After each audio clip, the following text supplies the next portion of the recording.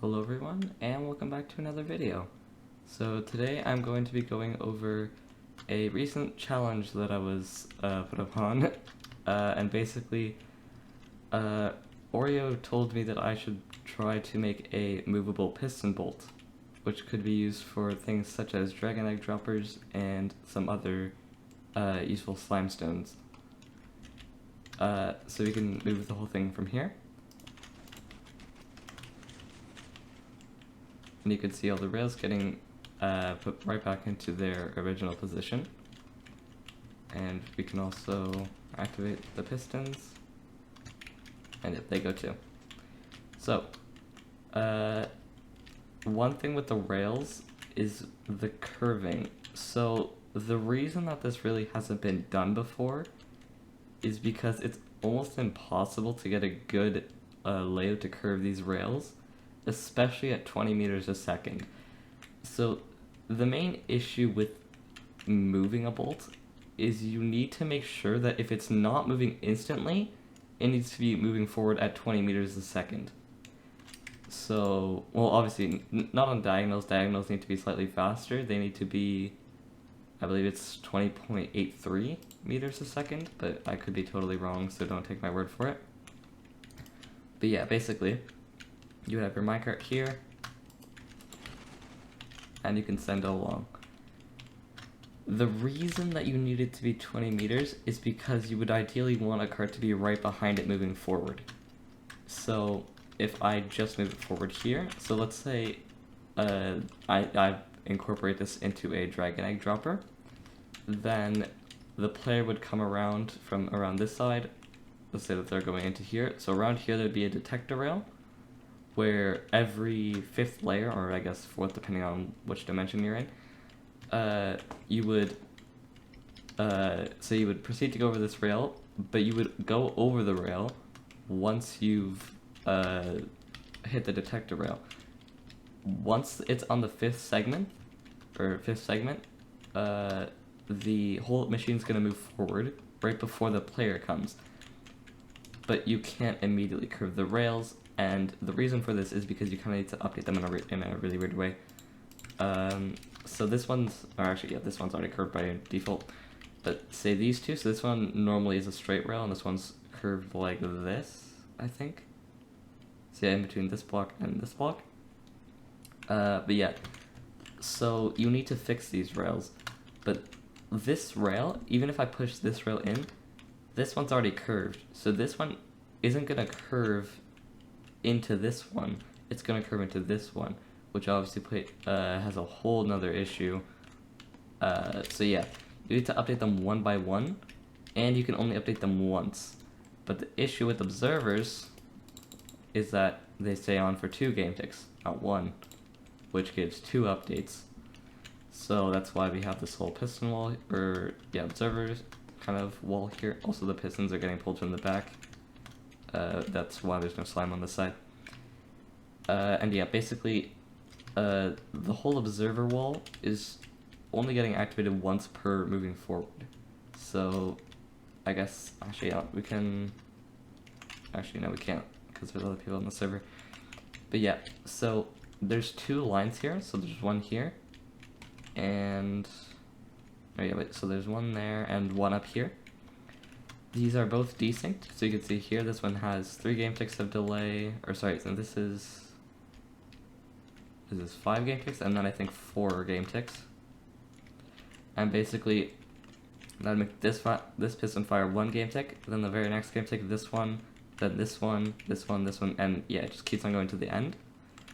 And that gets us to update them individually one by one, all the way to the very end of the line. So we could see this once again. I would put it in low tick rate, but I don't want to lower the tick rate because I know that some other people are working on a project.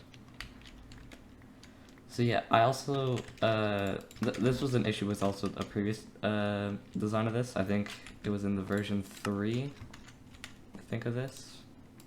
I can also probably show this. So let's go, don't know how to use Lightmatic. So yeah, over here you can see there are blocks in the Lightmatic. So this is like, here, wait, because the Lightmatic's kind of hard to see. basically what I just showed you was this area here, but these blocks were one block behind. So that was the issue with the V3 Lightmatic. The V4 is the current one that I'm going to be putting in the description, so you can obviously download that from there. So the pistons, I guess we could also show this, they're moved in two parts. So these ones get pulled first alongside the rails, and then these ones get pushed after. And these ones need to get updated because if they don't, then they kind of, I don't know how to explain it. Like, it kind of screws itself in the way that because this is getting pulled, these ones, it's going to try and slope upwards towards these, but then these get pushed. So that would obviously just break the rail, and that doesn't allow the system to curve. So we need to update them before, which is exactly why we have that observer there. This one doesn't matter though, because this one doesn't have anything to slope up to really. It's only got one rail. So yeah, that's there's no other issue there. Because when this gets pulled forward, there's no rail up here that it could curve to. And these ones are already curved in another way. So yeah, you can see how all that works. And this, instead, because we don't need an observer here, I just added a redstone block, which triggers the whole instant wire here, and that pushes the rest of the system. Okay, so that's basically how it works. I guess we could also show the wires that I'm using here. So these ones are 2-way tileable. I'm not actually sure, or yeah, so these are 2-way wires. But I'm not even sure if the whole machine can actually be stacked 2-way tileable. It might be 4, so because I'm not sure, I would probably say just do it in increments of 4 instead of increments of 2. It's probably better like that anyway. But yeah, also the pistons, I guess we could show how I power them from the bottom. So this is the machine that I'm using to power them. It's just, right now it's just a redstone block, but obviously you could hook this up to whatever you want. Also, one thing that you can also do, how much push limit do we have here? 10, okay, so yeah. You could add another block here if you want to. So you can just do that, and then just trigger that twice. But I don't know, I personally wouldn't recommend that. It doesn't seem like that good of a thing to do, because it only triggers once, and the system is kind of built to trigger twice, as you can see. But yeah, also, the thing about powering the pistons is we need to do it from the bottom, because, I mean, the tops, like, completely fill in. I mean, you probably could have them, like, here on this side, and maybe up here on this side, but that'd be really hard to get with all the slimestone and stuff. It'd just be really annoying. Also, obviously, with the rails, it is directional. I think it can go, I know that this one's east. I think it can also go south, but I'm pretty, like, I know there's 2 directions that it will work in and 2 directions that it won't, because in some of the directions the rails need to be powered in order for you to get the alignment correct. Also, one thing that might also be directional is this. So we power, because I got really lazy, and you could definitely fix this, and this wouldn't be too much of an issue. But I basically just got really lazy, and instead of adding a 1 game tick delay to each side, we just power 2 pistons of each side. So actually it would be the one here, and this one, and these two, and like so on. And they would trigger every 2 game ticks, so that would still be 20 meters a second. It's just, it's not as ideal because it's somewhat directional. So yeah, that's pretty much it with the machine. In case you're wondering, the best place to drop the player in would probably, if I had to guess, be around here. You could have him like aiming here, fall down, and then push them in with the end rod. Obviously that would snap it to the rail, so you'd be here. And then if you're assuming that you're making a dragon egg dropper, you could have them placing like this and going across.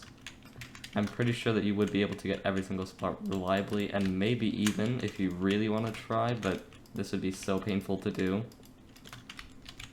I don't even know if it's possible. Because the rails kind of make you go back and forth a bit, you might even be able to go something like this, where it like gets like 2 blocks. or something, but I don't know. It seems very unlikely. It's also just really hard to do. I don't think it'd be worth it. But yeah, so now with the V4, as I said, you can obviously use this for dragon egg dropping, which is probably not even that feasible, because of course you would need pistons here, and not only that, but you would also need a bud line here, which is also extremely painful.